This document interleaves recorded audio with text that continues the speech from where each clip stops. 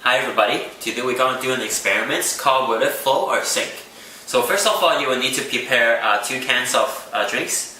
One is normal Coke or the other is going to be Diet Coke. So this one actually goes fine for normal drink or or diet drink. So first of all, you will need to also prepare a pot of water. So right now, as you can see, my sink is full of water right now and it's plugged in. And let's give it a guess. Do you think the normal Coke will sink or the Diet Coke will? Well, let's just do this experiment.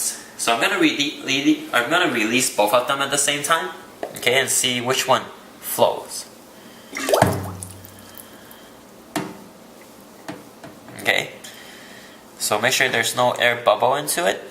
Alright, as you can see, the Coke is actually right in the bottom of the sink right now. So you can see that my finger is touching it. Okay, I can tilt it. Alright, you see that the Diet Coke is right now floating. They're lining right beside each other, and then you can see that the Diet Coke is floating.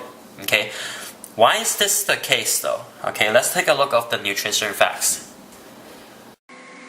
So first of all, you see that Diet Coke has no calorie at all, and the sugar level it says is not significant for them to chase it. And if you look at the normal Coke nutrition facts, you can see that the calories is 140 and the sugar is 39 grams. So if you actually use a measure cup to measure up how much sugar it weighs, it just looks like this, and that's quite a lot of sugar. Thank you for watching this experiment with us. We will see you next video.